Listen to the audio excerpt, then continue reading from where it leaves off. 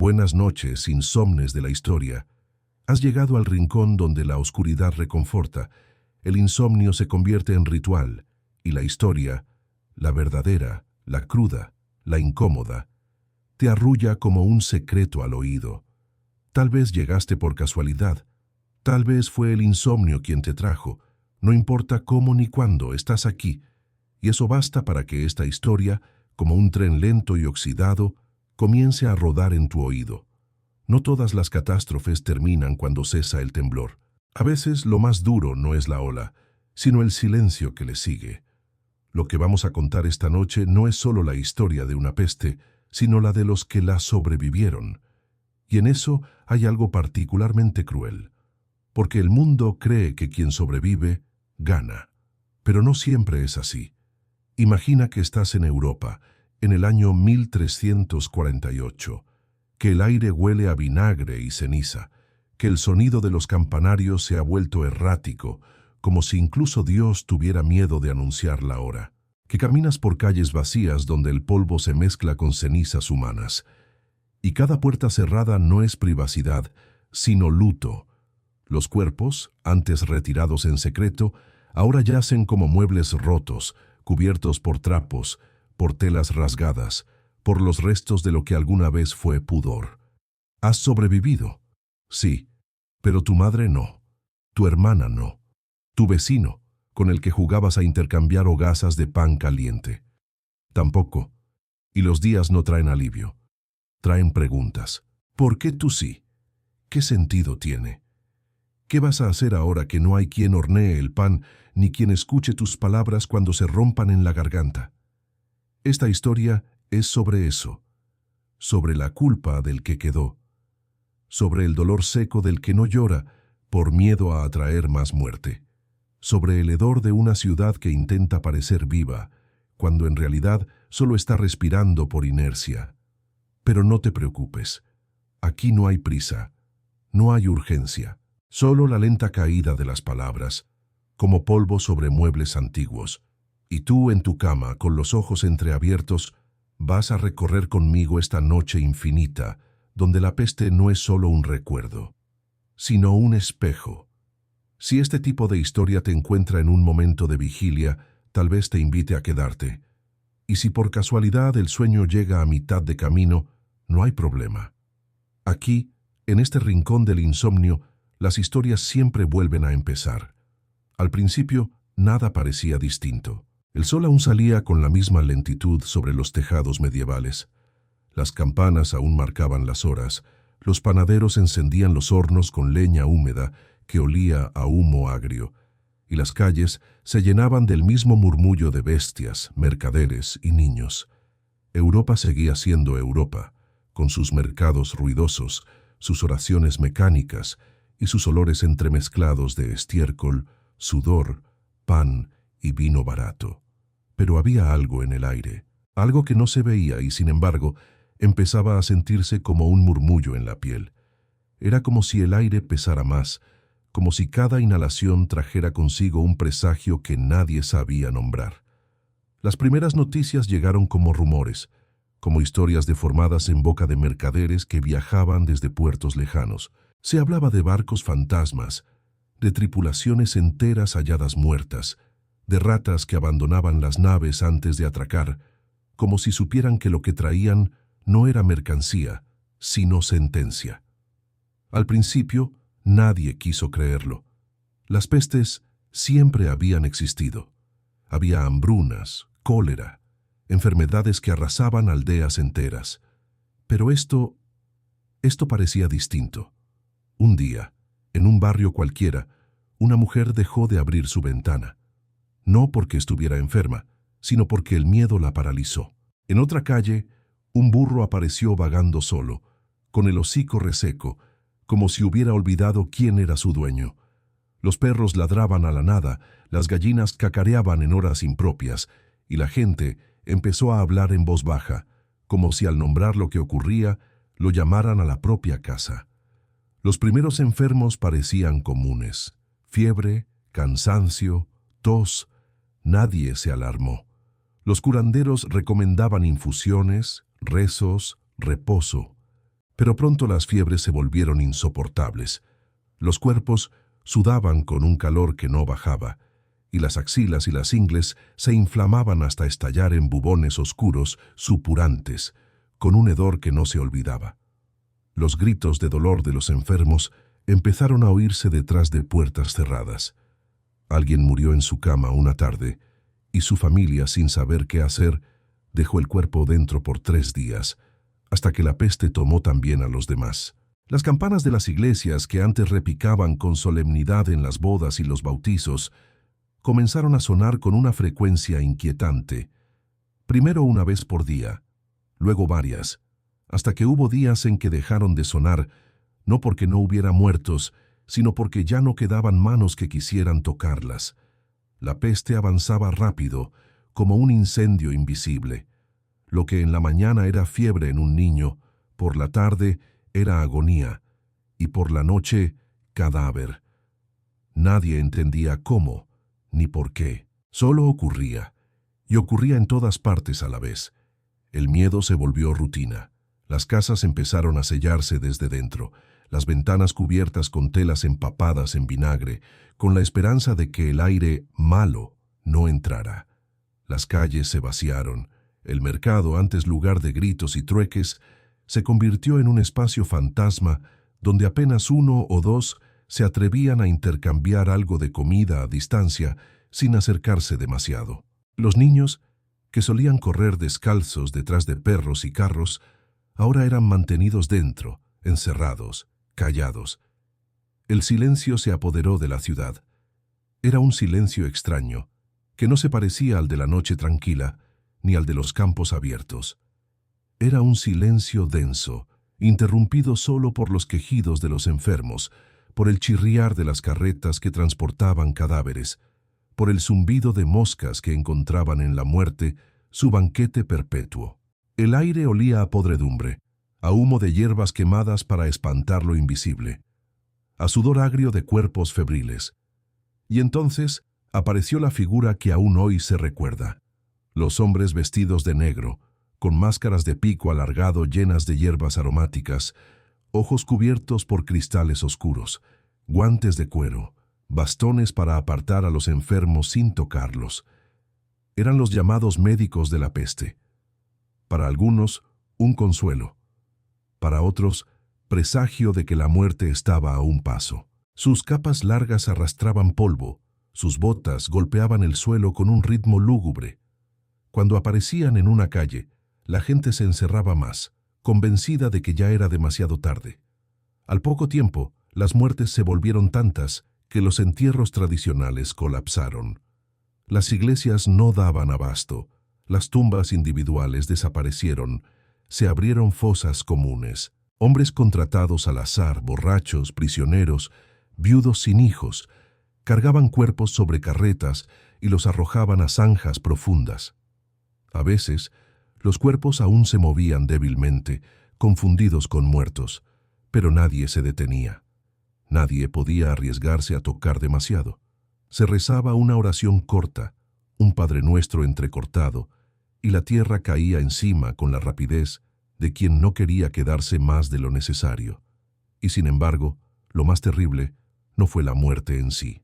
Lo más terrible fue lo que vino después, la sospecha, porque cada vecino se convirtió en amenaza, cada mirada en sentencia. La peste no solo mataba cuerpos, destruía vínculos. Nadie se abrazaba ya, nadie se daba la mano, nadie prestaba un trozo de pan sin antes pensarlo 2 veces.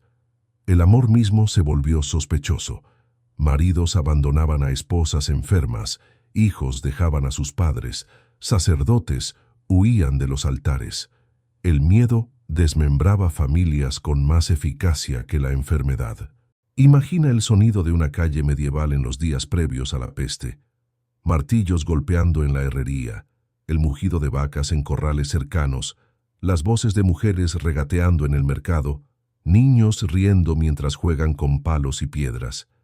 Ahora imagina esa misma calle vacía, con puertas cerradas, con un silencio que solo rompe el graznido de cuervos posados en los tejados y con un olor penetrante que mezcla carne podrida con humo agrio de hierbas. Eso era el comienzo. Eso era sobrevivir en el primer acto de la tragedia. Y al caer la noche, cuando el aire se espesaba aún más y los sobrevivientes cerraban sus ojos con temor, lo único que podían pensar era: ¿y si mañana me toca a mí? ¿Y si ya está dentro de mi cuerpo y solo está esperando la hora?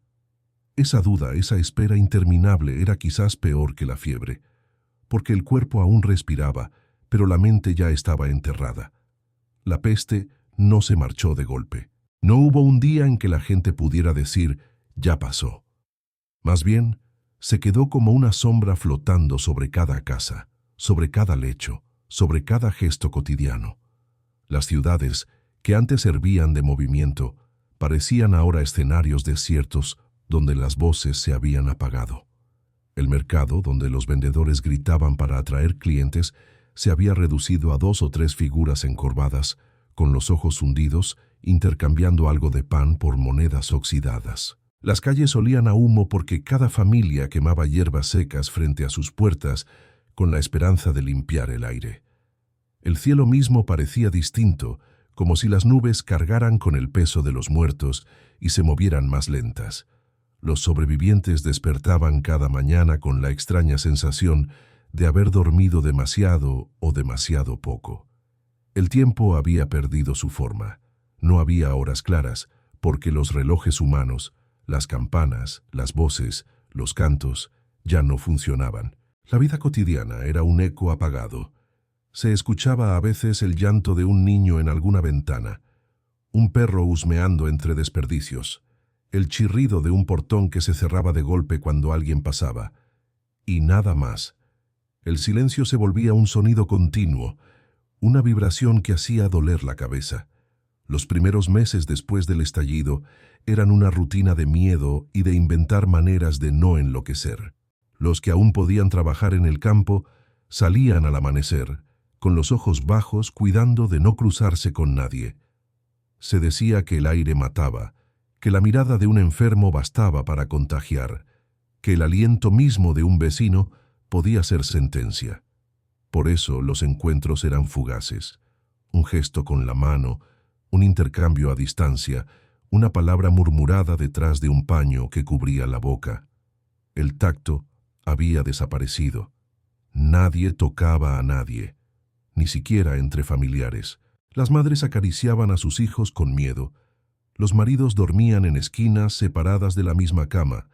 Los rezos eran hechos con manos firmemente entrelazadas, como si apretarse a sí mismo pudiera sustituir el calor de otro cuerpo.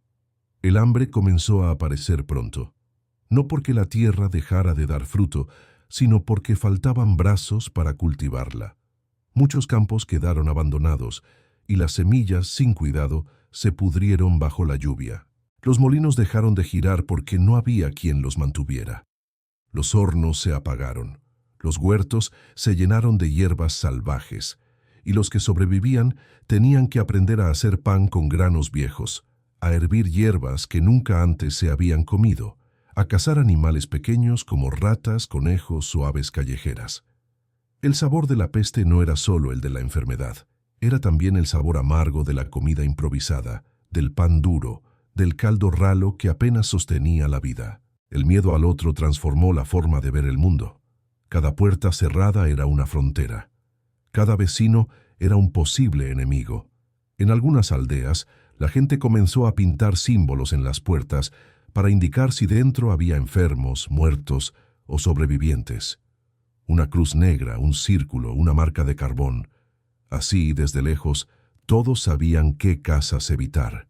Y poco a poco, esas calles se convirtieron en mapas de la peste, con manchas de silencio donde antes había risas. Caminar por ellas era caminar por un cementerio abierto, donde cada casa era una tumba habitada. Los sacerdotes, cuando aún quedaba alguno con vida, intentaban sostener la fe.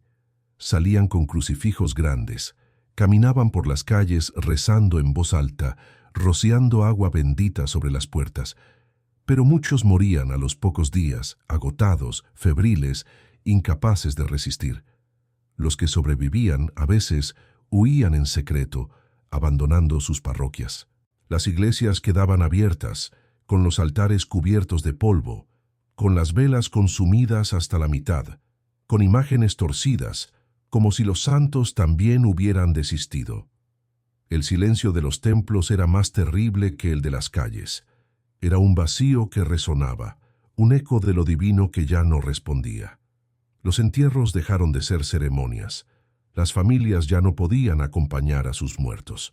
Los cuerpos eran recogidos de madrugada por hombres que recorrían las calles con carretas, gritando, «Traigan a sus muertos», y los vecinos sacaban cadáveres envueltos en sábanas, los dejaban en las puertas y volvían a cerrar con fuerza, conteniendo la respiración, como si con eso pudieran engañar a la peste.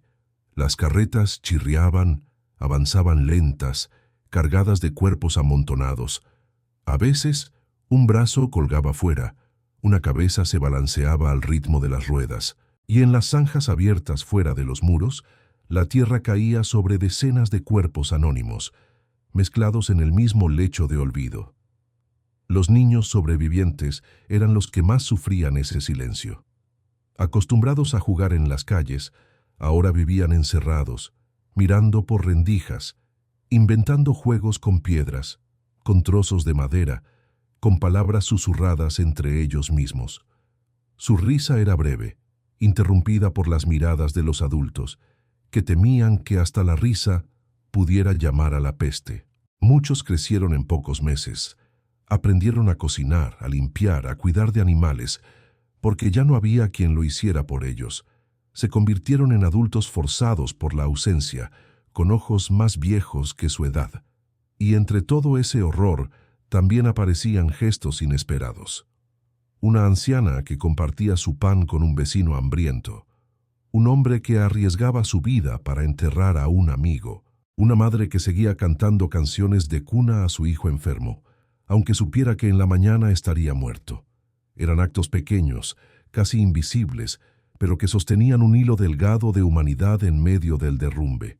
Los primeros meses de la peste fueron, sobre todo, una escuela del miedo, una lección diaria de cómo vivir sin saber si había un mañana.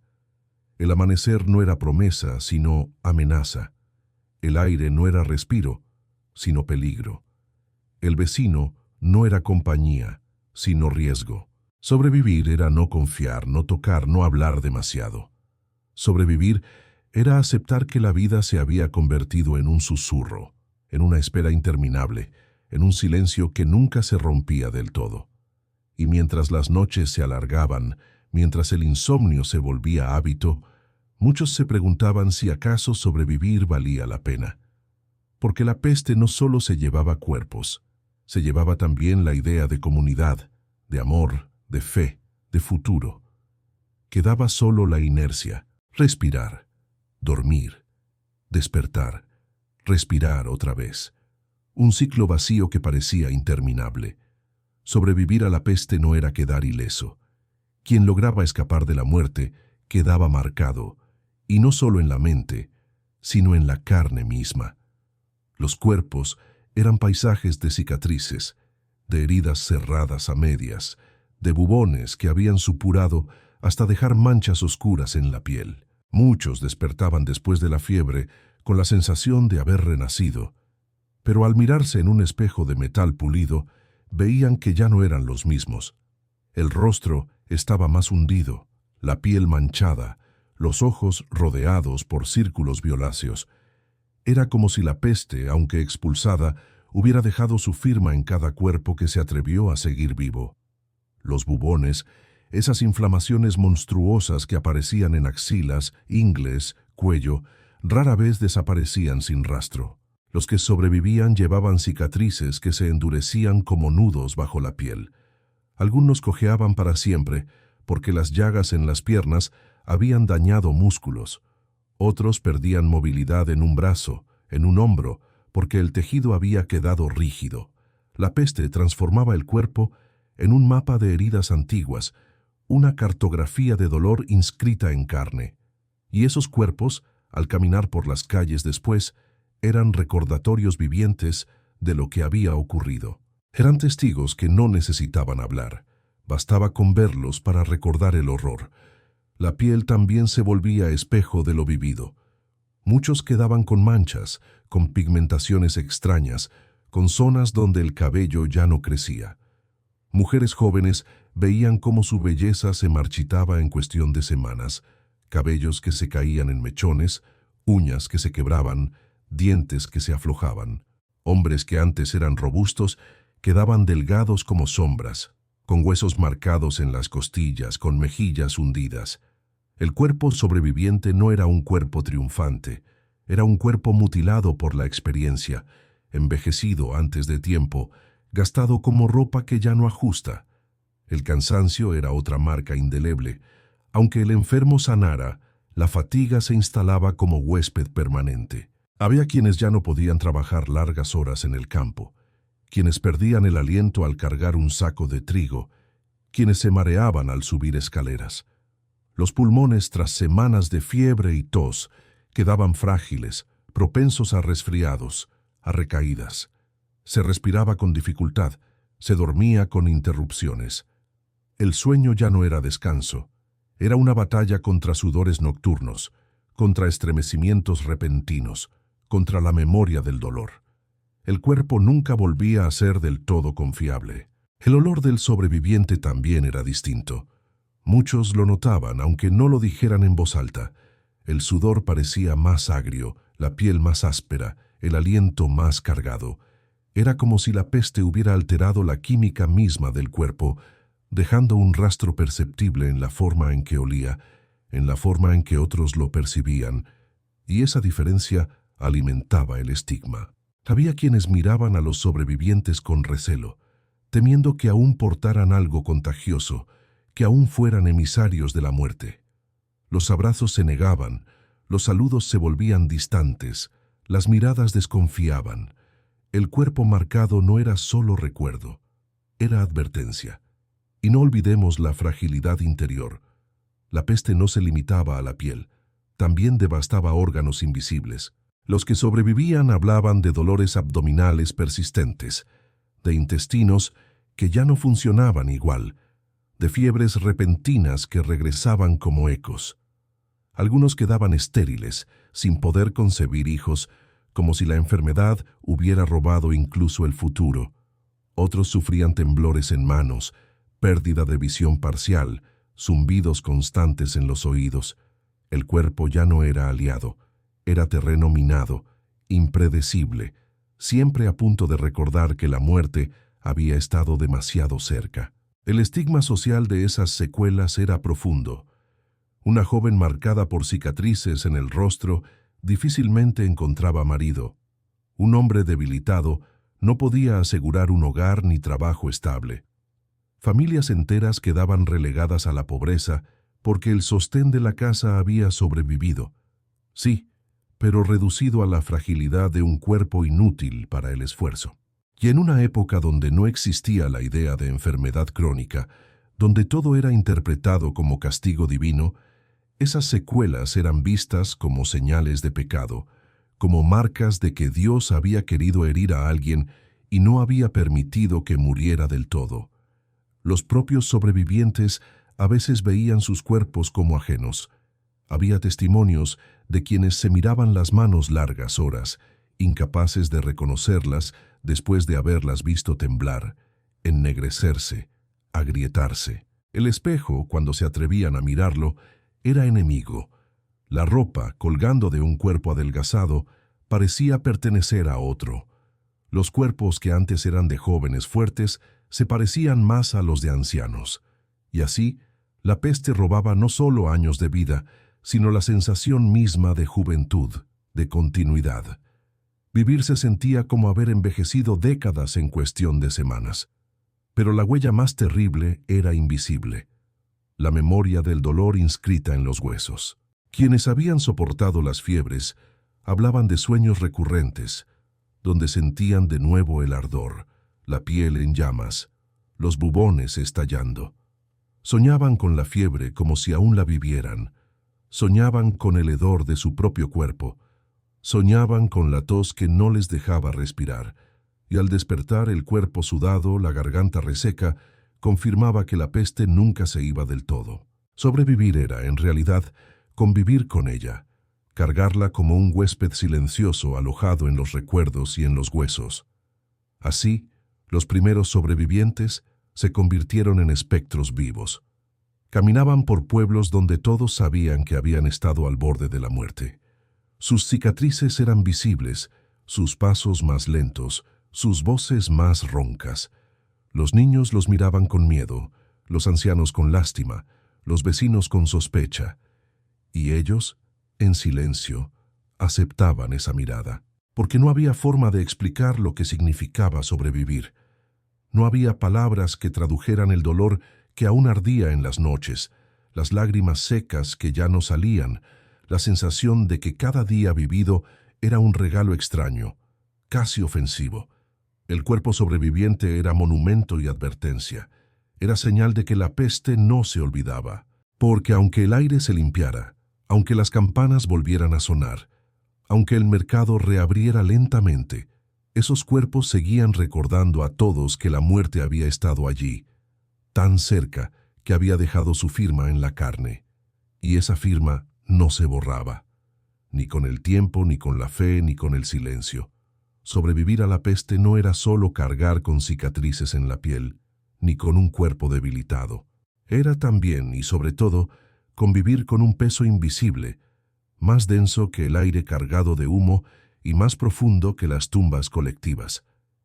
Era el peso del alma agrietada, porque cuando el mundo se derrumba y tú quedas de pie, no siempre se siente como victoria.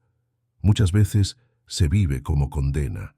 Y esa condena se manifestaba en la mente de los sobrevivientes, en su fe, en sus sueños, en su manera de mirar el cielo y de no recibir respuesta.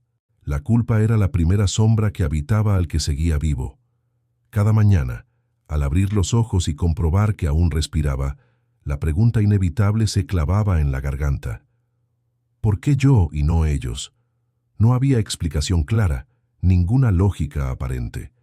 Familias enteras habían muerto en pocos días, mientras algún hijo, alguna hermana, algún viejo quedaba como único testigo. Los supervivientes no podían evitar sentir que había una injusticia en ese azar, y esa injusticia no era ligera, pesaba como una piedra en el pecho, como una marca que no se podía borrar. Algunos se convencían de que habían sido castigados de otra manera, no con la muerte, sino con la tarea cruel de recordar. Ese recordar era lo que más dañaba, porque los que quedaban no podían borrar de su mente las imágenes de los últimos días de sus seres queridos, las fiebres, los bubones, los gritos, los cuerpos amontonados en carretas. El olor de la podredumbre seguía vivo en su memoria, impregnado en cada pared, en cada prenda, en cada respiración. El trauma no tenía nombre en aquel entonces, pero se sentía en cada noche de insomnio, en cada temblor de manos, en cada silencio abrupto cuando alguien intentaba hablar del pasado. El alma no descansaba, revivía una y otra vez la agonía, como si la peste, en vez de irse, se hubiera escondido dentro de la cabeza. La fe también se tambaleaba, porque en una sociedad que respiraba religión, que encontraba sentido a cada desgracia en la voluntad divina, la peste se percibía como un castigo de Dios. Y si era castigo, ¿qué significaba sobrevivir? ¿Era señal de perdón o era prueba de que uno debía seguir sufriendo? Muchos creyeron que habían sido salvados para expiar culpas, para cargar penitencias. Otros, en cambio, pensaron que la peste era la prueba final de que Dios había abandonado a la humanidad. Los templos vacíos, los sacerdotes muertos o huidos, las campanas que ya no repicaban, todo eso reforzaba la idea de un cielo en silencio.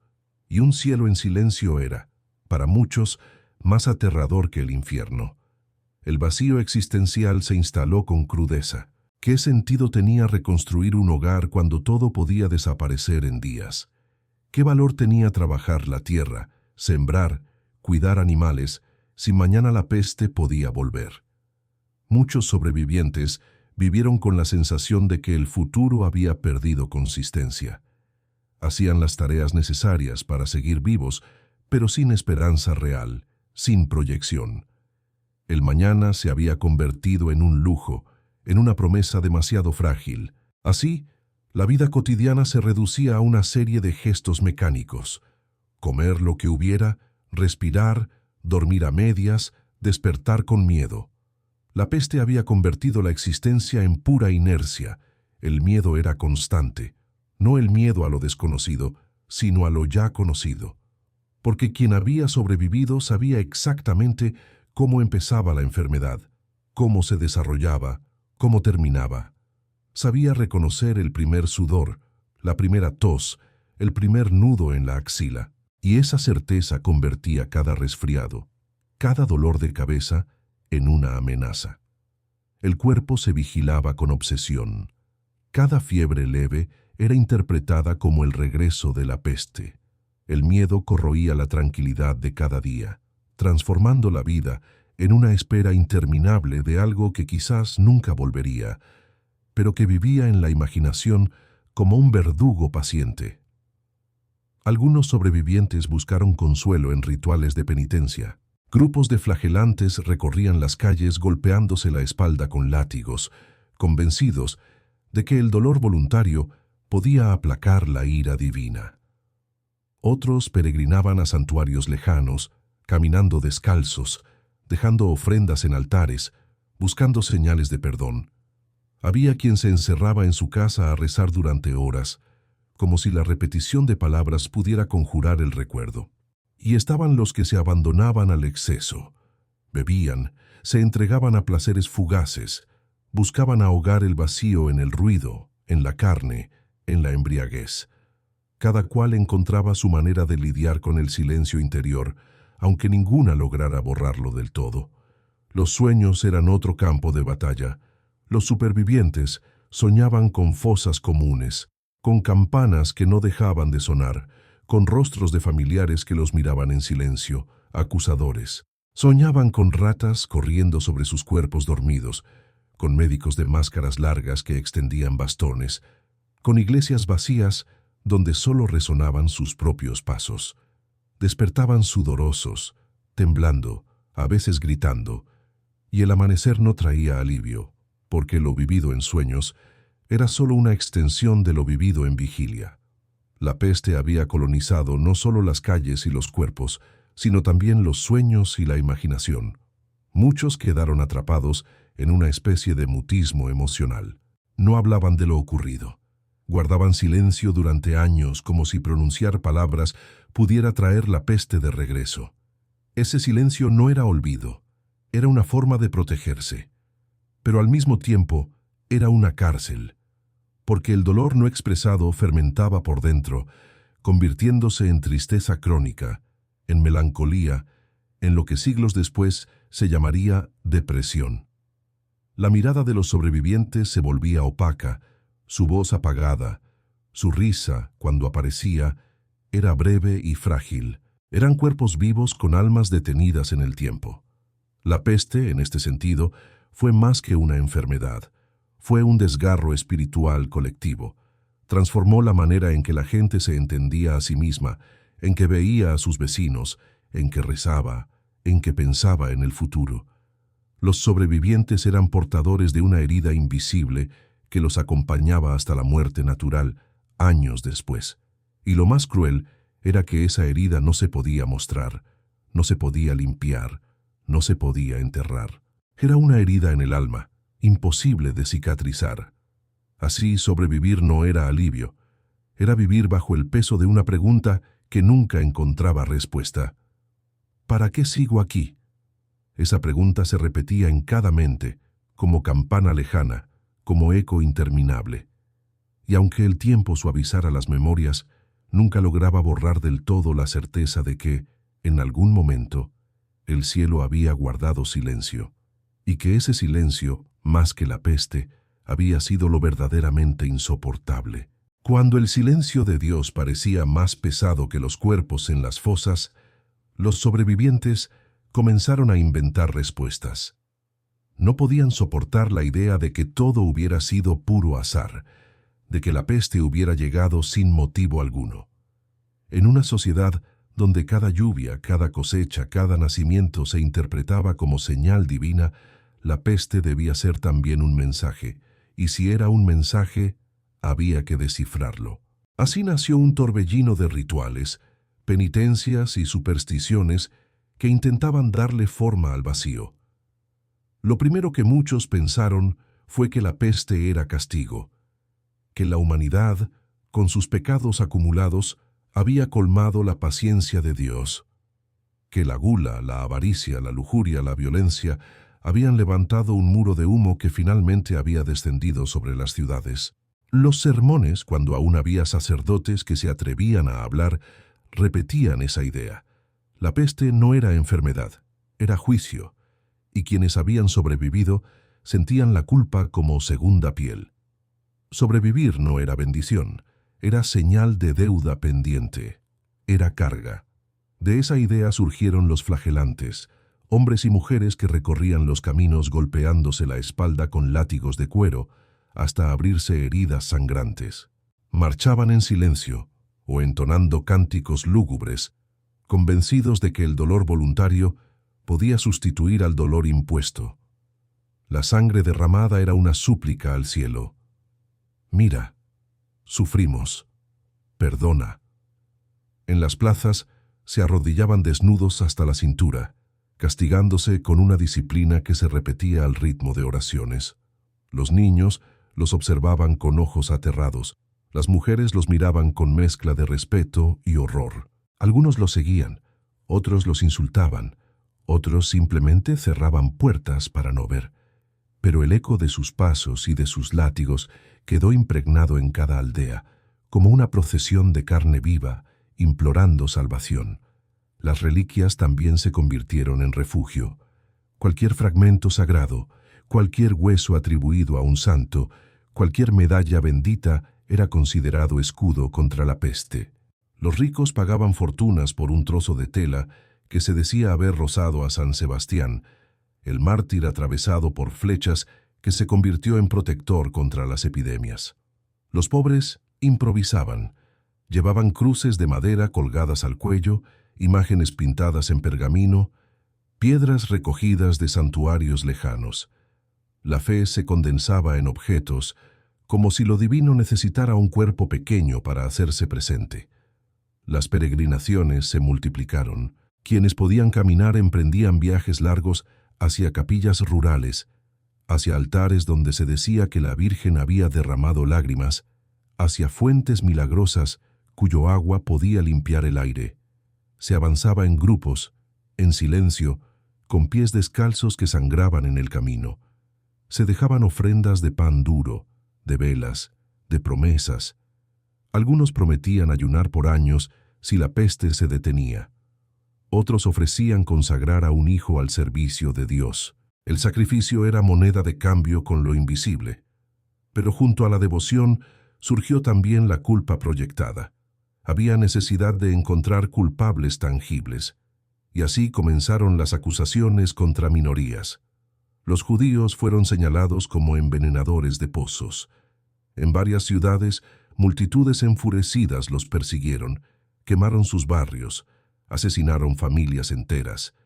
También las mujeres solitarias, las parteras, las ancianas, fueron acusadas de brujería. Se decía que habían invocado al demonio, que habían traído la enfermedad con conjuros secretos. El miedo necesitaba rostros, y en ese proceso muchos inocentes fueron sacrificados en hogueras, como si su muerte pudiera equilibrar la balanza del cielo. El aire mismo se volvió enemigo. Se creía que la peste viajaba en miasmas, en vapores corruptos. Para protegerse, la gente encendía hogueras en las calles, quemaba romero, enebro, salvia, hierbas cuyo humo espeso debía limpiar lo invisible. Las casas se llenaban de aromas penetrantes, de vinagre derramado en los pisos, de perfumes baratos con los que se rociaban ropas.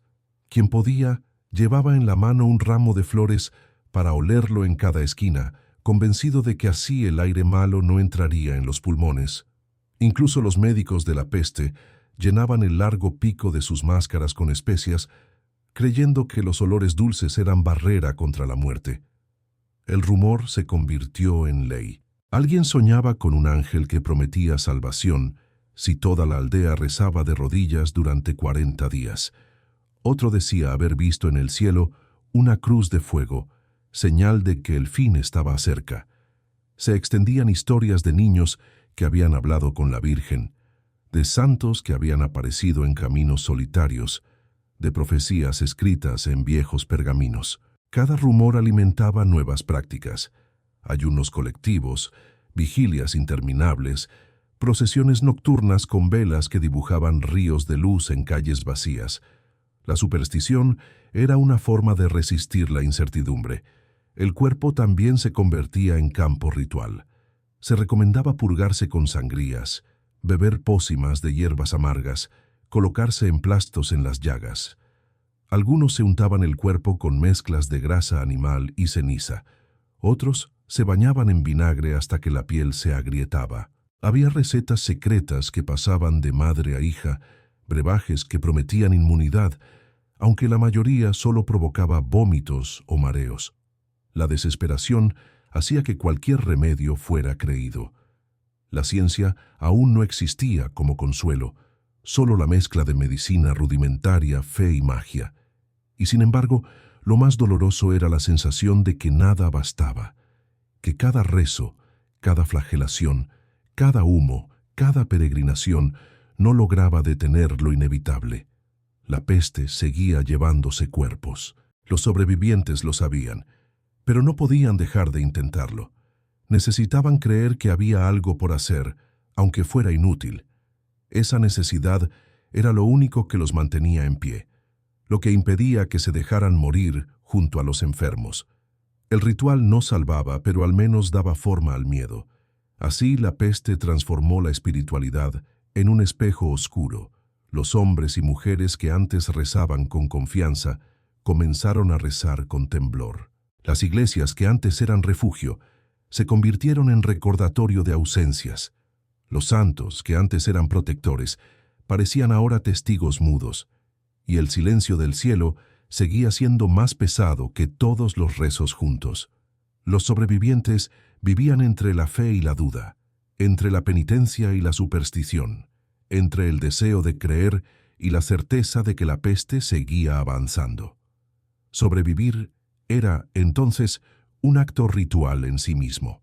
Cada día se vivía como expiación, como penitencia, como súplica muda. El miedo se convertía en oración, el dolor se convertía en sacrificio, y la fe, más que consuelo, era espejo donde se reflejaba la desesperación humana. La peste no solo mató cuerpos, deshizo los lazos invisibles que mantenían unida la vida social. Allí donde había una familia, quedaba un individuo aislado. Allí donde había un linaje orgulloso, quedaba un apellido roto. Las aldeas, que funcionaban como entramados de parentesco, amistad y dependencia, se vieron reducidas a mapas de soledad. Sobrevivir en este contexto era mirar alrededor y descubrir que el mundo cotidiano había perdido su sostén más básico, la familia. En muchas casas los niños quedaron huérfanos. Algunos vagaban por las calles buscando pan, con los ojos hundidos, con el cuerpo demacrado, pidiendo ayuda a vecinos que también estaban exhaustos. Otros eran acogidos por parientes lejanos, aunque esa acogida no siempre era gesto de amor. A veces era obligación, a veces carga. La peste multiplicó la cantidad de infancias truncadas, de niños que aprendieron a trabajar el campo, a cuidar animales, a sobrevivir con astucia, porque ya no había quien los protegiera. La niñez se acortó hasta desaparecer. Los juegos dieron paso al hambre, las risas a los rezos. Las mujeres también quedaron en una situación ambigua. Muchas, al perder maridos, tuvieron que hacerse cargo de tierras, de negocios, de oficios que antes les estaban prohibidos. Cuidaban huertos, negociaban en mercados, defendían propiedades frente a vecinos que intentaban aprovecharse de la debilidad. Esa autonomía, sin embargo, era frágil. La sociedad seguía mirándolas con recelo, juzgando su libertad, dudando de su legitimidad. Y aún así, durante los años de la peste, muchas mujeres se convirtieron en sostén principal de comunidades enteras. Aprendieron a decidir, a mandar, a sobrevivir en un mundo que había olvidado sus jerarquías. Los hombres que sobrevivían quedaban marcados también por la inversión de roles. Quien había sido hijo pasaba de golpe a ser cabeza de familia. Quien nunca había tomado decisiones debía ahora decidir el futuro de una tierra, de un ganado, de hermanos menores. La peste arrasaba con las generaciones intermedias, padres, madres, adultos en plena madurez. Lo que quedaba eran ancianos debilitados y jóvenes inexpertos. Esa fractura generacional alteró profundamente el tejido social. El mundo quedó gobernado por quienes no estaban preparados para hacerlo. Las herencias se convirtieron en caos. Cuando moría toda una familia, ¿a quién pertenecían sus tierras? Cuando un señor feudal quedaba sin descendencia, ¿qué pasaba con sus propiedades? Las escrituras eran insuficientes. Los testamentos quedaban sin ejecutores. Muchas tierras se abandonaron, otras fueron ocupadas sin autorización, otras se repartieron a la fuerza entre vecinos o extraños. La peste no solo vació casas, vació registros, vació derechos. El orden jurídico tambaleaba, incapaz de responder a la magnitud del desastre. Aldeas enteras desaparecieron, lugares donde antes se escuchaban martillos, risas, canciones, quedaron convertidos en ruinas, casas vacías, techos hundidos, pozos secos, campos invadidos por maleza. Los mapas medievales, que ya eran inciertos, se volvieron aún más confusos. Había pueblos que simplemente dejaron de existir. Los caminos se llenaban de viajeros que buscaban nuevos hogares, nuevas tierras donde empezar. Esa migración forzada transformó la geografía humana de Europa. Comunidades se mezclaron, dialectos se confundieron, costumbres se hibridaron. El desarraigo se convirtió en experiencia común. La solidaridad, aunque existió en algunos lugares, se erosionó rápidamente. Con tantos muertos, con tanta escasez, el vecino dejó de ser hermano para convertirse en competidor. Hubo saqueos de casas abandonadas, disputas violentas por parcelas, robos de ganado. Familias desesperadas irrumpían en graneros ajenos, buscando un puñado de grano. Los lazos comunitarios se debilitaban. La peste había sembrado la sospecha, y la sospecha germinaba en desconfianza. El tejido social se resquebrajaba, y en su lugar nacía una red de intereses individuales. Sin embargo, no todo fue fragmentación. En algunos pueblos, los supervivientes se organizaron para resistir juntos. Se repartían tareas. Unos enterraban a los muertos, otros cuidaban de los niños, otros trabajaban la tierra. Se creaban pequeños consejos improvisados para decidir cómo distribuir los pocos recursos que quedaban. Esa cooperación, aunque frágil, dio origen a nuevas formas de organización local. Allí donde la autoridad feudal había desaparecido, las comunidades aprendieron a gobernarse a sí mismas, aunque fuera en la precariedad y en el dolor. La peste también alteró la relación entre amos y siervos. Con tantos campesinos muertos, los señores feudales se encontraron sin mano de obra suficiente para cultivar sus tierras. Los sobrevivientes descubrieron que, por primera vez, podían negociar.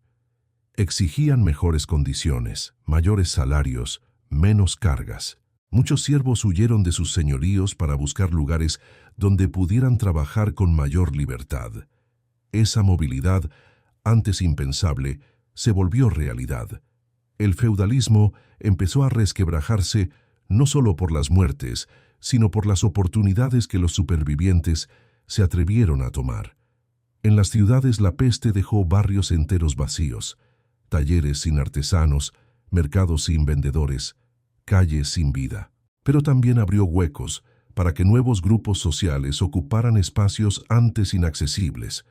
Comerciantes pequeños ascendieron, artesanos sobrevivientes obtuvieron más trabajo, aprendices se convirtieron en maestros de golpe porque no había quien los guiara. La jerarquía urbana cambió de la noche a la mañana. Los vacíos de poder se llenaron con rapidez, aunque de manera caótica. El azar de sobrevivir se convertía también en oportunidad. En las familias que lograban mantenerse en pie, el luto se volvió cotidiano. Cada comida estaba marcada por sillas vacías, cada celebración por ausencias, cada oración por nombres que ya no respondían. El hogar, que debía ser refugio, se convertía en recordatorio. Sobrevivir en familia era sobrevivir a medias, con la constante presencia de los que ya no estaban. El duelo no era evento, era atmósfera. Se respiraba en cada rincón, en cada gesto, en cada silencio. Y así, poco a poco, los sobrevivientes comprendieron que la peste no solo había matado personas, había matado un mundo. El orden familiar, social, económico, religioso, había colapsado. Lo que quedaba era terreno incierto, un espacio abierto donde cada uno debía reinventarse, aunque no tuviera fuerzas para hacerlo. Y esa reinvención no era alegre ni voluntaria, era impuesta por el vacío. El nuevo mundo nacía de la ausencia del anterior. La peste no terminó cuando los cuerpos dejaron de amontonarse en las calles, ni cuando las campanas sonaron con menos frecuencia. Tampoco terminó cuando los sobrevivientes comenzaron a cultivar de nuevo los campos, ni cuando los mercados volvieron a abrir con voces tímidas. La peste siguió viva en la memoria, en los símbolos, en las palabras. Fue semilla oscura que germinó en la cultura europea, moldeando arte, literatura, música, supersticiones y hasta la forma en que generaciones posteriores imaginaron la muerte. Sobrevivir a la peste significaba también llevar consigo un archivo invisible de imágenes y sonidos que luego se plasmarían en paredes, pergaminos y canciones. La primera huella fue el arte religioso. Iglesias y catedrales comenzaron a cubrirse de frescos donde la muerte aparecía como protagonista, no como tránsito sereno hacia el cielo, sino como fuerza implacable que alcanzaba a reyes y campesinos por igual. Surgió la figura de la danza macabra, esqueletos que bailaban en fila junto a papas, nobles, comerciantes y mendigos. La idea era clara, nadie se libraba. La muerte se volvía igualadora, democrática en su brutalidad. Estas imágenes no buscaban consuelo, sino recordatorio. Al entrar a una iglesia, el sobreviviente encontraba en las paredes un espejo de su propio miedo. Esqueletos sonrientes que le decían que, aunque hubiera sobrevivido una vez, tarde o temprano su turno llegaría. Los vitrales, que antes representaban escenas bíblicas de triunfo y gloria, comenzaron a mostrar más escenas de martirio, de sufrimiento, de juicios finales. El apocalipsis se volvió tema recurrente. Los cielos rojos, las trompetas de ángeles, los jinetes del fin del mundo eran pintados con obsesión. El miedo colectivo necesitaba imágenes para procesarse, y esas imágenes se multiplicaron. Incluso en manuscritos iluminados, los márgenes antes decorados con flores y animales se llenaron de calaveras, de figuras demoníacas, de cadáveres en descomposición. El libro de oraciones, objeto de devoción personal, se convirtió también en recordatorio de fragilidad. La música también cambió su tono. Los cantos litúrgicos se volvieron más graves, más lentos, con melodías que parecían arrastrar el dolor. Se popularizaron himnos dedicados a santos protectores contra la peste, como San Roque o San Sebastián. Los cantores entonaban versos que mezclaban súplica y resignación, pidiendo misericordia con voces temblorosas.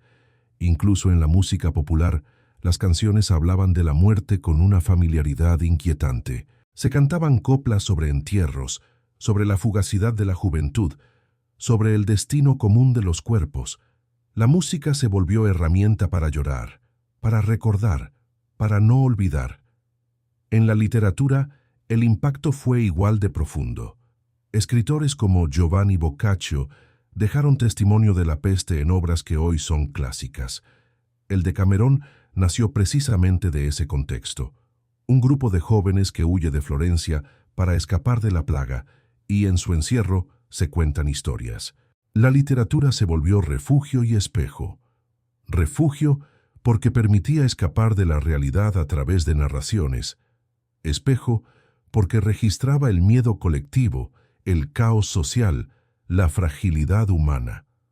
Los sobrevivientes que sabían leer encontraban en esas páginas un reflejo de su experiencia, y los que no escuchaban las historias en plazas, transmitidas oralmente, manteniendo viva la memoria de lo ocurrido. La peste también inspiró nuevas formas de espiritualidad popular. El contacto directo con la muerte llevó a muchos a pensar en la vida como tránsito breve, insignificante. Memento mori, recuerda que morirás, se convirtió en lema implícito. Se multiplicaron los objetos cotidianos con símbolos de calaveras, anillos, colgantes, pinturas. Los cementerios, antes lugares apartados, comenzaron a usarse como espacios de reunión, donde la gente caminaba entre tumbas para recordar a los ausentes y al mismo tiempo meditar sobre su propio destino. La familiaridad con la muerte se convirtió en parte de la vida diaria. Los sueños y supersticiones también se impregnaron del recuerdo. Se decía que ver ratas en sueños era señal de enfermedad próxima, que escuchar campanas solas en la noche era presagio de nuevos muertos, que los cuervos que se posaban en los tejados llevaban mensajes del más allá. Incluso los remedios caseros adquirieron un tono ritual. Colgar bolsitas con hierbas aromáticas en la cama, poner espejos frente a las ventanas para desviar el aire, guardar oraciones escritas bajo la almohada. La peste había enseñado que lo invisible podía matar, y lo invisible comenzó a gobernar la imaginación. El imaginario colectivo también se volvió más oscuro. Los niños crecieron escuchando historias de la peste como advertencia, como lección. Se les decía: no juegues allí, que en esa calle murieron todos. O, no bebas de ese pozo, que aún guarda la enfermedad. La peste se convirtió en mito fundador, en relato que moldeaba comportamientos. Incluso siglos después, en aldeas donde la plaga ya era recuerdo lejano, la gente seguía hablando de ella como si estuviera al acecho. Era una memoria transmitida, un miedo heredado. La herencia cultural fue también psicológica. El humor negro se volvió parte de la cotidianidad. Los sobrevivientes bromeaban sobre la muerte con una ligereza extraña, como quien se ríe del enemigo para quitarle poder. Canciones populares hablaban de la guadaña, de esqueletos que invitaban a bailar. Esa ironía era mecanismo de defensa, manera de convivir con lo insoportable. La risa no borraba el dolor, pero lo hacía más soportable, lo convertía en algo compartido. La peste, en definitiva, se incrustó en la memoria europea como herida cultural. No era solo recuerdo de una enfermedad, sino símbolo de vulnerabilidad, de igualdad en la muerte, de silencio divino. Pinturas, canciones, manuscritos, esculturas, historias, todo se impregnó de ese eco, y ese eco aún resuena. Porque cada vez que una nueva epidemia amenaza, el recuerdo de la peste regresa, no solo como dato histórico, sino como sombra cultural que nunca se disipa del todo. Sobrevivir a la peste, por tanto, no significaba dejarla atrás. Significaba vivir en un mundo donde la peste estaba siempre presente, aunque fuera como símbolo, como arte, como palabra. El cuerpo podía sanar, las calles podían llenarse otra vez, las campanas podían sonar de nuevo. Pero la memoria, esa no se curaba. La memoria seguía danzando como los esqueletos de los frescos, recordando a todos que la muerte siempre está más cerca de lo que creemos. La peste no solo dejó cadáveres y silencios, también dejó un mundo económico patas arriba. Allí donde antes las reglas parecían firmes, quien trabajaba, quien mandaba, quien obedecía, de pronto todo se volvió incierto. Porque cuando millones mueren y las calles quedan vacías, lo que antes parecía eterno se convierte en polvo. Y ese polvo cubrió tanto a los campesinos como a los reyes. Sobrevivir a la peste significaba también enfrentarse a un paisaje económico nuevo, en el que nada funcionaba como antes. El primer cambio fue el trabajo. Con tanta gente muerta, faltaban manos para cultivar la tierra, para cuidar el ganado, para mantener molinos, hornos, talleres. De pronto, los campesinos sobrevivientes se volvieron escasos, y lo escaso siempre se vuelve valioso. Allí donde un hombre antes trabajaba casi sin paga, ahora podía exigir mejores condiciones. Los jornales subieron, los siervos comenzaron a negociar, los contratos se hicieron más flexibles. El amo que no aceptaba esas demandas se arriesgaba a quedarse con sus tierras abandonadas, porque los campesinos podían marcharse a otro lugar donde su trabajo fuera mejor recibido. Esa movilidad fue novedad absoluta. Durante siglos, los siervos habían estado atados a la tierra, sin posibilidad de huir del señor feudal. La peste rompió esas cadenas invisibles. Muchos aprovecharon para escapar y empezar de nuevo en aldeas lejanas, en ciudades donde había trabajo esperando. Esa huida masiva debilitó la base misma del feudalismo. Los señores, desesperados por mantener sus propiedades, presionaron a reyes y parlamentos para que aprobaran leyes que prohibieran a los campesinos abandonar sus tierras o exigir salarios altos. En Inglaterra, por ejemplo, se dictó el Statute of Labourers en 1351, que intentaba congelar los salarios a los niveles anteriores a la peste. Pero la ley, en la práctica, era imposible de hacer cumplir. El miedo a perder más trabajadores obligaba a muchos señores a ceder en secreto. El poder feudal se resquebrajaba entre la letra de la ley y la realidad de los campos vacíos. En las ciudades, algo parecido ocurrió. Los talleres de artesanos, las corporaciones de oficios, perdieron a maestros y aprendices. Los que quedaban subieron precios, aumentaron sus ingresos, se consolidaron. Un aprendiz que antes necesitaba años para ascender, de pronto se encontraba convertido en maestro porque no había nadie más que lo guiara. El vacío de la peste aceleraba trayectorias, otorgaba a algunos la oportunidad de prosperar con rapidez, pero también generaba tensiones. Quienes no podían pagar los nuevos precios resentían a los artesanos y los conflictos sociales se multiplicaron. La riqueza, como siempre, no se perdió, cambió de manos. Muchos sobrevivientes heredaron tierras, casas, animales de familiares muertos. Hubo campesinos que de un día para otro pasaron de no tener nada a poseer varias parcelas. Hubo comerciantes que se quedaron con negocios enteros porque sus competidores habían desaparecido. Esa redistribución no fue justa ni equitativa, pero fue inevitable. El azar de sobrevivir se convertía también en azar de enriquecerse. En ese sentido, la peste funcionó como un terremoto económico que desmoronó fortunas antiguas y creó nuevas de la noche a la mañana. Los bancos y prestamistas también sintieron el golpe. Muchos deudores murieron, dejando cuentas sin pagar. Muchos acreedores murieron dejando fortunas dispersas. La inestabilidad financiera se expandió como otra epidemia, aunque invisible. El dinero circulaba con más rapidez, pero también con más incertidumbre. Nadie sabía si el socio con el que firmaba un contrato estaría vivo en un mes. Esa fragilidad se volvió parte del nuevo ritmo económico. El comercio internacional sufrió un freno inmediato porque la peste viajó precisamente en barcos y caravanas. Durante meses, casi años, las rutas quedaron interrumpidas. Los puertos temían a los barcos que llegaban, las ciudades cerraban sus puertas a los mercaderes extranjeros. El aislamiento económico era casi total. Sin embargo, cuando las rutas se reabrieron, lo hicieron con más fuerza. Los sobrevivientes querían productos, querían bienes, querían consumir lo que la peste les había negado. Ese renacer del comercio, años después, fue una de las semillas del auge urbano y mercantil que marcaría los siglos siguientes. Las instituciones políticas también tambalearon. Reyes y señores se mostraron impotentes frente a la magnitud del desastre. Sus leyes no podían detener la enfermedad. Sus ejércitos no servían contra un enemigo invisible. Sus castillos no los protegían del contagio. La autoridad, que hasta entonces parecía incuestionable, se resquebrajó. El pueblo comenzó a mirar con escepticismo a quienes gobernaban.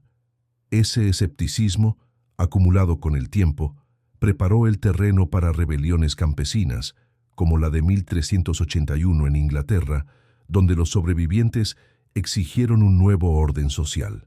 La peste no fue causa única, pero sí chispa que encendió resentimientos antiguos. La Iglesia, institución central de la época, también sufrió un golpe devastador, no solo porque murieron miles de clérigos, sino porque la gente vio que sus rezos no detenían la enfermedad. El prestigio de la Iglesia se erosionó. Muchos fieles siguieron creyendo, pero con dudas más profundas. Otros buscaron formas alternativas de espiritualidad, fuera de los canales oficiales.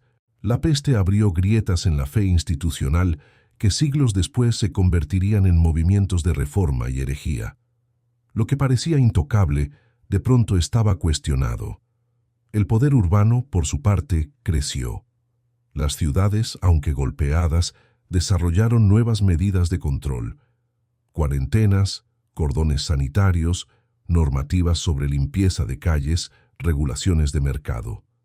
Esos primeros intentos de política sanitaria eran también formas de afirmar autoridad. Los consejos urbanos demostraban que podían tomar decisiones concretas para proteger a su gente, mientras los señores feudales se mostraban pasivos. Poco a poco, el poder fue desplazándose hacia centros urbanos, preludio de la modernidad que vendría. La peste también dejó huellas en la mentalidad económica. Los sobrevivientes comprendieron que la riqueza era frágil, que podía evaporarse en días, que la acumulación de bienes no garantizaba nada. Esa conciencia alimentó un doble movimiento. Por un lado, la gente gastaba más rápido, disfrutaba más del presente, se permitía lujos que antes habrían parecido pecado. Por otro lado, surgió un interés renovado por la previsión, por ahorrar, por asegurar el futuro en caso de nueva catástrofe. La economía se volvió más dinámica, más arriesgada, más obsesionada con el tiempo. En el campo, la peste favoreció innovaciones. Con menos mano de obra disponible, algunos señores y campesinos comenzaron a usar nuevas técnicas de cultivo, a introducir herramientas más eficientes, a criar animales en mayor escala en lugar de depender solo de granos. La escasez obligó a la creatividad, y esa creatividad sería a largo plazo motor de transformaciones agrícolas que cambiarían la dieta y la producción de Europa. Pero quizás lo más profundo fue la sensación de que las instituciones ya no eran eternas. La peste enseñó que reinos, iglesias, señoríos podían tambalear en cuestión de meses, que nada estaba garantizado. Esa idea, que parece obvia para nosotros, era revolucionaria en una Edad Media acostumbrada a creer en el orden fijo del mundo. La peste rompió la ilusión de permanencia, y con ella abrió la posibilidad de imaginar otros órdenes, otros futuros. Así, sobrevivir a la peste significaba también vivir en un mundo económico nuevo, donde la riqueza era azarosa, el trabajo era negociable, la autoridad era débil y las instituciones estaban heridas. No era un mundo mejor ni peor, era otro, un mundo incierto, que obligaba a cada sobreviviente a reinventarse aunque no quisiera. Un mundo donde el dinero, la tierra y el poder habían perdido sus certezas. La peste no solo transformó la economía, la política o la vida familiar, también se filtró en la intimidad cultural, en esas fibras invisibles donde los pueblos expresan lo que no pueden decir en voz alta. Allí, en la poesía, en las canciones, en los rezos, en los libros que acompañaban las noches, la peste se convirtió en un eco interminable. Un eco que no desapareció al morir los últimos enfermos, sino que siguió resonando durante siglos, moldeando sensibilidades, rituales y formas de imaginar el mundo. La poesía fue una de las primeras en absorber ese dolor. Versos anónimos circulaban en aldeas y ciudades. Hablaban de la muerte no como un fenómeno lejano, sino como un visitante constante. Poemas de luto describían la fugacidad de la juventud, la brevedad de la belleza, la inevitabilidad del final. Los trovadores que antes cantaban historias de amor cortés comenzaron a incluir en sus canciones metáforas de ataúdes, de relojes de arena vacíos, de flores que se marchitaban al amanecer.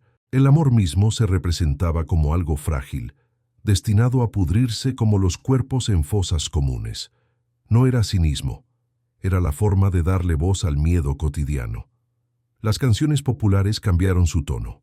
Antes, en las plazas, se entonaban coplas alegres sobre vendimias, bodas, cosechas. Después de la peste, las letras comenzaron a hablar de cementerios, de despedidas, de oraciones desesperadas. Una melodía podía repetirse de aldea en aldea, pero las palabras siempre giraban en torno a lo mismo: la muerte como vecina inseparable. Incluso las nanas que las madres cantaban a sus hijos tenían un matiz sombrío, como si ya no se pudiera separar el arrullo del duelo. El canto se volvió un recordatorio constante de la fragilidad, pero también un ritual para soportar la angustia. Cantar era resistir.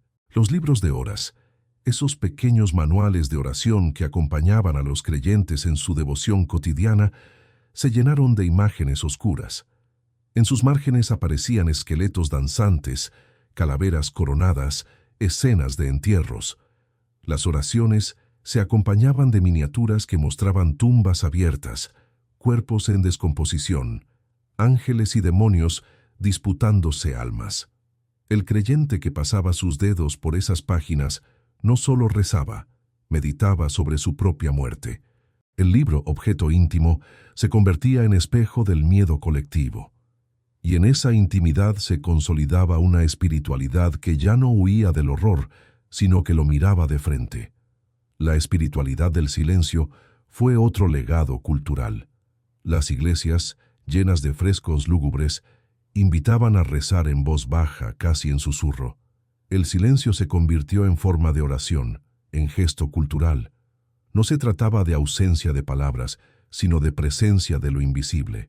La peste había enseñado que Dios podía callar, y ese silencio divino se imitaba en los rezos humanos. Las vigilias nocturnas eran largas y silenciosas, iluminadas solo por velas que temblaban con cada corriente de aire. La gente aprendió a escuchar más que a hablar, a temer más que a esperar. Ese silencio se transmitió como hábito cultural, incluso en generaciones que no vivieron directamente la plaga.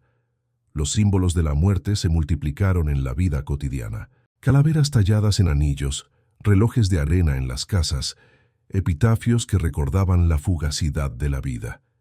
El memento mori se convirtió en lema no escrito. Recuerda que morirás. No era solo filosofía, era práctica diaria. Cada objeto podía ser recordatorio, cada gesto, meditación. Comer, rezar, trabajar, todo estaba atravesado por la conciencia de que la muerte rondaba, y esa conciencia, lejos de paralizar, dio un tono melancólico a la cultura. La vida se vivía como si cada día pudiera ser el último, con una mezcla de miedo y de resignación. Los teatros populares también reflejaron este cambio. Obras que antes celebraban hazañas caballerescas comenzaron a incluir escenas de peste, de castigo divino, de aldeas arrasadas. Los actores se cubrían con máscaras de esqueletos, recitaban parlamentos donde la muerte aparecía como personaje central. El público, en plazas y mercados, se reía y lloraba a la vez, porque reconocía en esas representaciones la sombra que seguía rondando sus casas. El teatro se convirtió en un exorcismo colectivo, en una manera de mirar de frente al enemigo invisible y, al menos por un rato, domarlo con palabras. El imaginario popular se impregnó de supersticiones que sobrevivieron durante siglos. Se decía que ciertas flores podían anunciar la llegada de una nueva peste, que ciertos pájaros traían noticias de epidemias, que los sueños con agua turbia eran presagio de enfermedad. Incluso los refranes, esas frases que pasan de generación en generación, comenzaron a incluir alusiones a la fragilidad del cuerpo y a la inevitabilidad de la muerte. La peste dejó huella en el lenguaje mismo, en la forma en que la gente nombraba sus miedos y advertía a sus hijos. El impacto cultural íntimo también se reflejó en la relación con el tiempo. El calendario, antes marcado por fiestas agrícolas y religiosas alegres, se llenó de días de penitencia, de ayuno, de oración. Las festividades perdieron parte de su brillo. Las bodas se celebraban con menos fasto. Los banquetes eran más sobrios. Las canciones de celebración tenían un trasfondo de melancolía. Era como si la peste hubiera teñido el tiempo con un velo gris que ya no se podía levantar. Incluso los nacimientos, que deberían ser motivo de júbilo, se recibían con prudencia. Nadie sabía si ese niño lograría sobrevivir. La transmisión de esta herencia cultural fue constante. Los abuelos contaban a los nietos cómo habían visto carretas llenas de muertos, cómo habían rezado en iglesias vacías, cómo habían enterrado a sus propios padres en fosas comunes. Esas historias, repetidas una y otra vez, se convirtieron en memoria colectiva. Incluso quienes no habían vivido la peste directamente, crecían con la sensación de haberla experimentado. La memoria se volvió contagio, no de enfermedad, sino de imágenes, de miedos, de símbolos. Sobrevivir a la peste era, entonces, vivir en una cultura marcada por el duelo. Una cultura que hablaba en voz baja, que cantaba con melancolía, que escribía con calaveras en los márgenes, que celebraba con prudencia, que rezaba en silencio.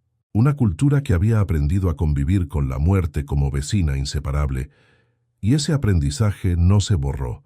Se transmitió de generación en generación como herencia oscura que seguía latiendo bajo las palabras, bajo las canciones, bajo los rezos. Parte 10, donde el legado contaminó lo cotidiano. Sobrevivir a la peste significaba también aprender a vivir con ella después de que los gritos cesaron. Porque aunque los cadáveres habían desaparecido de las calles y las campanas volvían a sonar con cierta regularidad, el mundo cotidiano nunca regresó a lo que era. El aire parecía distinto, más denso, como si arrastrara todavía el recuerdo de lo invisible. La peste dejó una cicatriz en los hábitos diarios, en la manera de respirar, de comer, de rezar, de hablar con los demás. Una cicatriz que no se veía, pero que se sentía en cada gesto. La limpieza, por ejemplo, adquirió un nuevo valor. Antes, la suciedad era parte del paisaje medieval. Calles llenas de estiércol, casas oscuras con techos de humo, cuerpos que rara vez se bañaban. Pero después de la peste, el miedo al contagio enseñó a la gente a vigilar con más cuidado el agua que bebía, el aire que respiraba, la ropa que vestía. No se trataba de higiene en el sentido moderno, sino de superstición convertida en costumbre. Abrir ventanas para que el aire circulara, barrer con frecuencia los suelos, perfumar la ropa con hierbas, lavar las manos con vinagre. Cada gesto era un conjuro contra lo invisible, una manera de tranquilizar la mente aunque no hubiera garantía de protección. La comida también cambió de significado. Lo que antes era banquete se convirtió en acto de prudencia. Los sobrevivientes habían visto cómo los cuerpos se debilitaban con el hambre, cómo la peste encontraba más fácil presa en los desnutridos. Comer se volvió ritual de cuidado. Se preferían panes frescos, carnes cocidas hasta el exceso, caldos que se repetían día tras día. Se compartía menos. Cada familia guardaba su comida como tesoro, temiendo que el contacto pudiera traer enfermedad. El pan duro que sobrevivía en las alacenas era símbolo de seguridad, de continuidad, de vida. Y el hambre, cuando llegaba, ya no se aceptaba como simple destino. Se temía como puerta abierta al contagio. El saludo cambió. Antes era común estrechar manos, abrazar en señal de amistad, compartir la mesa sin reparo. Después de la peste, los gestos se volvieron distantes. Una inclinación de cabeza, una palabra breve, un saludo desde la puerta sin cruzar el umbral. El tacto se convirtió en lujo arriesgado. Los sobrevivientes aprendieron a vivir en un mundo donde cada contacto podía ser sospechoso. Y esa distancia se convirtió en hábito, en manera de protegerse, en forma de recordar que el otro por más querido que fuera, podía traer consigo la sombra de la enfermedad. Las casas mismas cambiaron. Muchas familias comenzaron a mantener espacios más abiertos, a construir ventanas más grandes, a evitar la acumulación de humo y humedad. Se colgaban hierbas secas en las paredes, se dejaban cuencos de vinagre en las habitaciones, se quemaban maderas aromáticas en los rincones. Los hogares olían distinto, menos a encierro, más a humo acre de romero, a lavanda, a salvia. Cada olor era al mismo tiempo perfume y protección, recuerdo y conjuro. La peste había enseñado que la casa podía ser refugio o trampa, y los sobrevivientes intentaban inclinar la balanza hacia lo primero. La relación con los muertos también cambió. Ya no se confiaba tanto en entierros colectivos apresurados que habían dejado el recuerdo de cuerpos anónimos amontonados. Se buscaba dar más dignidad a los fallecidos, aunque fuera en pequeña escala. Una cruz de madera improvisada, una oración escrita en pergamino, una piedra colocada sobre la tumba. Los cementerios se llenaron de símbolos que recordaban no solo la muerte, sino el deseo de que esta vez hubiera memoria. Los sobrevivientes, marcados por la visión de fosas comunes, se resistían a que sus seres queridos quedaran en el olvido. La costumbre de recordar a los muertos con más intensidad nació de esa herida. En lo social, la peste dejó una marca de prudencia. Las reuniones grandes se miraban con recelo. Las fiestas se redujeron en tamaño y en duración. El bullicio se transformó en celebración breve, contenida. Incluso en bodas, la alegría estaba teñida de melancolía. Siempre se recordaba a quienes faltaban. Siempre había una silla vacía en la memoria. La peste había enseñado que la multitud podía ser peligrosa, y esa lección se convirtió en hábito cultural. El ruido perdió fuerza. Lo cotidiano se volvió más silencioso, más introspectivo.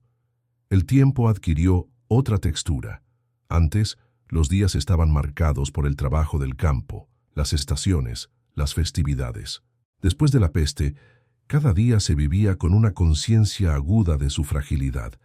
Se despertaba con la sensación de que el aire mismo podía volverse enemigo en cualquier momento. Se contaban los días no por las campanas, sino por la ausencia de gritos en la calle, por el número de vecinos que aún seguían respirando. El calendario perdió su firmeza. El futuro ya no era promesa, sino incertidumbre, y los sobrevivientes aprendieron a vivir en ese presente dilatado, sin planes largos, sin certezas. La desconfianza hacia la autoridad también se filtró en lo cotidiano. Reyes, nobles, sacerdotes, todos habían mostrado su impotencia. El pueblo lo sabía, y aunque seguían obedeciendo en apariencia, en lo íntimo la confianza estaba rota. Esa desconfianza se reflejaba en conversaciones bajas, en gestos de escepticismo, en la sensación de que cada orden podía ser ignorada si la necesidad lo exigía. La peste había enseñado que al final cada familia estaba sola, y esa soledad se convirtió en principio práctico de vida. Los sobrevivientes transmitieron estas costumbres a sus hijos, no con discursos solemnes, sino con gestos repetidos: el lavado de manos, la ventilación de casas, el saludo distante, la comida bien cocida, la oración silenciosa. Los niños crecían imitando esos hábitos, sin entender del todo su origen, pero heredando el miedo que los sostenía. Así, la peste sobrevivía también en las costumbres, incluso cuando ya no estaba presente. Cada generación recibía ese legado invisible, esa disciplina de lo cotidiano, marcada por la memoria del horror. Y quizás lo más inquietante es que muchos de esos hábitos nunca desaparecieron. Siglos después, en tiempos de otras epidemias, volvieron a aparecer como si siempre hubieran estado allí, dormidos en la memoria cultural, porque lo cotidiano guarda lo que la historia olvida, y en cada ventana abierta, en cada comida cocida con exceso, en cada gesto de distancia, seguía latiendo la sombra de la peste. Sobrevivir a la peste negra, entonces, no fue solo cuestión de cuerpos que resistieron. Fue aprender a vivir en un mundo donde cada acción diaria llevaba la huella del miedo. Fue transformar la rutina en ritual de protección, el gesto en conjuro, el silencio en compañía. Fue habitar un presente contaminado por la memoria, un presente donde lo invisible nunca dejó de respirarse. Y así llegamos al final de esta larga caminata nocturna, insomne y densa, atravesando calles vacías, plazas en silencio, iglesias llenas de frescos oscuros y casas donde la peste dejó cicatrices que nunca se borraron del todo. Hemos seguido a los sobrevivientes, no como héroes, sino como figuras cansadas que aprendieron a respirar en un mundo quebrado. Hemos visto sus cuerpos marcados, sus almas agrietadas, sus costumbres transformadas, su cultura teñida de símbolos sombríos. Y ahora, en esta conclusión, queda detenernos un momento, bajar la voz y aceptar que la peste, aunque antigua, sigue respirando en nosotros. Porque sobrevivir a la peste negra no fue un triunfo, fue una condena lenta, fue despertarse cada mañana con el recuerdo de los que ya no estaban. Fue mirar la propia piel marcada por bubones cicatrizados y reconocer en ella un mapa del dolor. Fue rezar en silencio, dudando de que alguien escuchara. Fue comer con prudencia, saludar con distancia, dormir con sobresaltos. Fue aprender que lo cotidiano podía contaminarse, que lo invisible podía matar, que el aire mismo podía volverse enemigo. Y esa lección, dura y amarga, quedó inscrita no solo en quienes vivieron en el siglo XIV, sino en todos los que heredamos su memoria. La peste enseñó a Europa que nada es eterno. Ni los reinos ni las fortunas, ni las iglesias ni los cuerpos jóvenes. Todo puede derrumbarse en cuestión de días. Ese conocimiento se volvió parte de la cultura, parte de la sensibilidad, parte del susurro que atraviesa generaciones. Desde entonces, cada epidemia, cada rumor de enfermedad, despierta en lo más hondo el eco de la peste negra. No necesitamos recordarla con datos, la recordamos con gestos, con miedos, con silencios heredados. Ella vive en la memoria colectiva, como sombra que no se va. Y tal vez por eso resulta tan difícil llamarlo final. Porque la peste no tuvo final. Simplemente se transformó en memoria, en símbolo, en hábito. Los sobrevivientes murieron al cabo de los años, sí, pero dejaron su herencia en las canciones, en los libros, en los frescos, en las costumbres. La peste sigue allí, dormida bajo capas de siglos, esperando cualquier respiro para volver a recordarnos nuestra fragilidad. Y en ese sentido, nunca se ha ido del todo. Pero hay algo más. La peste también reveló lo humano en lo más crudo, la capacidad de resistir aún sin esperanza, de inventar rituales para soportar el vacío, de cantar incluso cuando la muerte baila alrededor.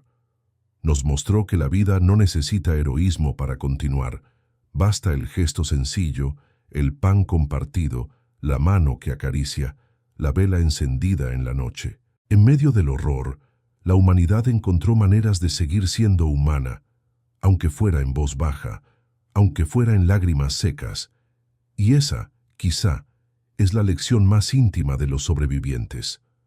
Ahora que la noche avanza y los párpados pesan, puedes dejar que estas palabras se acomoden como eco en tu memoria. Tal vez sueñes con calles empedradas envueltas en humo, con campanas que suenan solas, con frescos de esqueletos que sonríen en paredes húmedas. Tal vez imagines a esos sobrevivientes caminando despacio, con cicatrices en la piel y en el alma, buscando pan, buscando consuelo, buscando simplemente seguir respirando. Y tal vez reconozcas en ellos un reflejo de nosotros mismos, siempre vulnerables, siempre en busca de sentido, siempre caminando bajo la sombra de lo invisible. Dormir con esta historia en la cabeza quizás no sea la peor idea del día. Y si aún no has dormido, no pasa nada. Aquí siempre habrá otra historia esperándote.